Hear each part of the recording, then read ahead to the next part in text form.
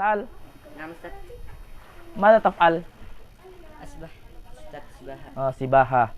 Masya Allah. Nawaita sibahata kalillah? نويت أستاذ. Alhamdulillah, nawaita. Tafadhal. Yani ihfaz auratak. نعم. Fadhal.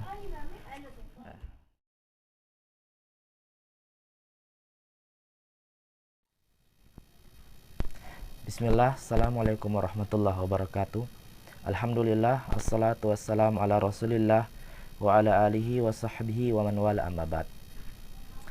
Teman-teman yang saya cintai karena Allah, Rasulullah sallallahu alaihi wasallam pernah bersabda, al-mu'minul qawi khairun wa ahabbu ilallah minal mu'minid dhaif. Rawahu Muslim. Orang mukmin yang kuat lebih baik dan lebih disayang di sisi Allah daripada mukmin yang lemah. Oleh karena itu, di sini kita tahu bahwa Allah Subhanahu wa taala menyukai orang yang kuat. Maka sepantasnya kita berusaha untuk menjadi sesuatu yang lebih baik, untuk menjadi sesuatu yang lebih dicintai oleh Allah Subhanahu wa taala dengan menjadi kuat. Dan salah satu wasilah, salah satu cara agar bisa menjadi seorang yang kuat, agar bisa dicintai oleh Allah Subhanahu wa taala adalah dengan berolahraga yang rutin. Berolahraga yang rutin. Terkhusus ya memanah, berkuda dan juga berenang. Ya. Umar bin Khattab radhiyallahu taala anhu pernah mewasiatkan sebuah wasiat. Ya. Kata Umar bin Khattab radhiyallahu taala anhu, "Allimu auladakumus sibahah." Ajarkan anak-anak kalian untuk berenang. Ya, karena dengan berenang itu engkau bisa menjadi mukmin yang lebih kuat dengan ya nafas yang stabil serta ya fisik yang kuat. Dan dari sini kita bisa mengerti bahwa seharusnya seorang yang berenang, beraktivitas ketika olahraga, dia bisa menjadikan aktivitasnya tersebut, dia bisa menjadikan berenangnya tersebut sebagai sesuatu yang diganjar oleh Allah, sebagai sesuatu yang diberikan pahala oleh Allah Subhanahu wa taala. Kapan itu terjadi? Apabila dia meniatkan berenangnya itu, dia meniatkan olahraganya itu sebagai wasilah, sebagai sarana untuk menjadi seseorang yang lebih dicintai oleh Allah Subhanahu wa taala, untuk menjadi kuat. Sebagaimana dalam ya suatu kaidah yang berbunyi al-wasailu laha ahkamul maqasid. Sarana dan wasilah itu dihukumi dengan tujuannya, seperti tujuannya. Ya, oleh karena itu, wasilah kita untuk mendapatkan kecintaan Allah itu seperti kita berusaha untuk mendapatkan kecintaan Allah Subhanahu wa taala, akan diberikan ya pahala yang sama. Maka mari kita perhatikan niat kita. Mari kita perhatikan setiap aktivitas kita.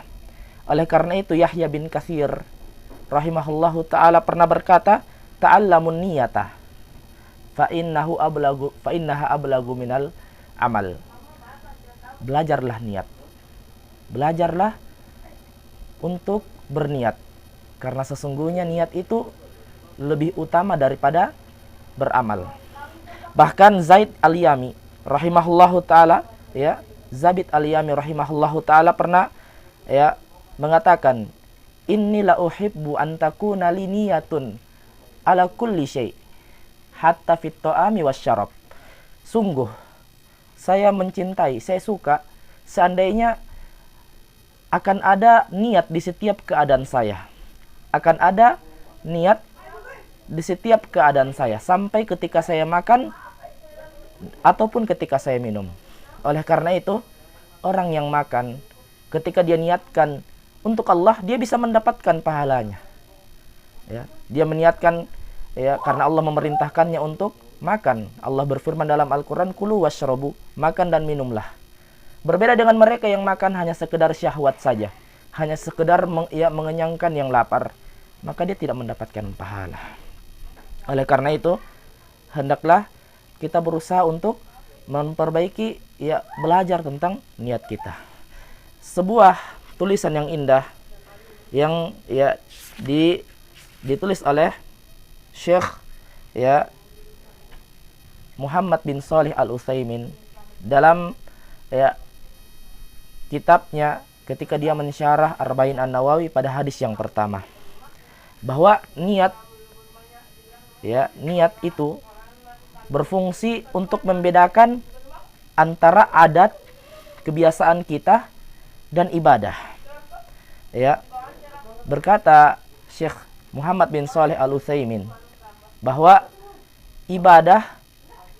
bahwa niat itu akan membedakan antara ibadah dan aktivitas sehari-hari.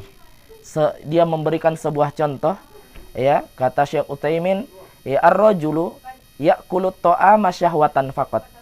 Ada orang yang dia makan makanan hanya karena dia lapar, hanya karena syahwat saja. War-rajulul akhar, dan laki-laki yang lain, ya'kulu ta'ama imtithalan li amrillahi azza wajal fi qoulihi wa kulu washrabu. Sedangkan laki-laki yang kedua berbeda.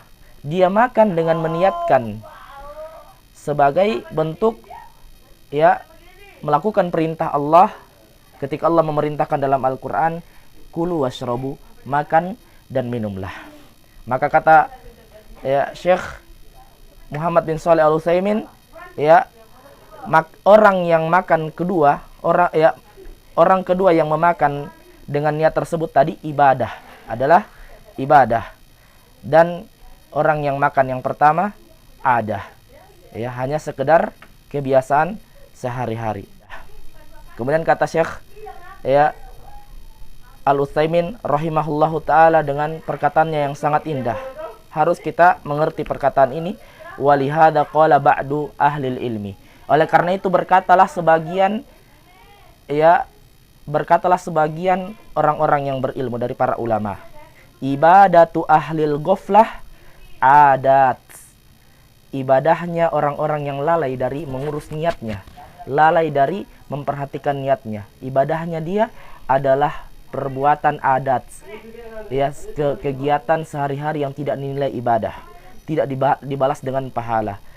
Wa adatu ahlil yaqwah ibadat, dan kelakuan sehari-harinya, olahraganya seorang yang sadar untuk mengoreksi niatnya, makannya orang yang sadar untuk selalu mengoreksi niatnya, bahkan tidurnya, ya, istirahatnya orang yang sadar, orang yang mengerti untuk selalu mengoreksi niatnya, itu bisa menjadi ibadah dan menjadi sesuatu yang dinilai pahala oleh Allah Subhanahu wa ta'ala. Maka marilah kita mengurus niat kita, belajar tentang niat, agar kiranya amalan yang kita lakukan itu, amalan ibadah yang kita telah lakukan itu dibalas oleh Allah Subhanahu wa ta'ala. Jangan sampai amalan kita lah yang disebutkan wa qadimna ila ma amilu min amal faja'alnahu haba'an mansura. Kami jadikan amalan mereka itu, kami perhadapkan amalan mereka itu, amalan-amalan saleh mereka yang ternyata tidak ikhlas untuk Allah Subhanahu wa ta'ala. Dia tidak niatkan untuk mendapatkan wajah Allah Subhanahu wa ta'ala di hari kiamat. Kami jadikan amalan tersebut sebagai debu-debu yang berterbangan.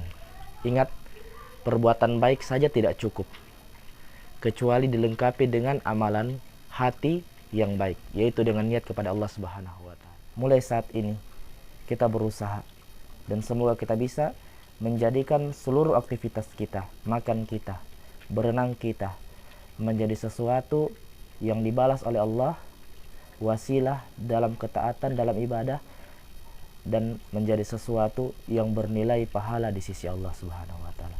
Sekian apa yang sedikit ini, mudah-mudahan bermanfaat. Subhanakallahumma wa bihamdika asyhadu an la ilaha illa anta astaghfiruka wa atubu ilaik. Assalamualaikum warahmatullahi wabarakatuh.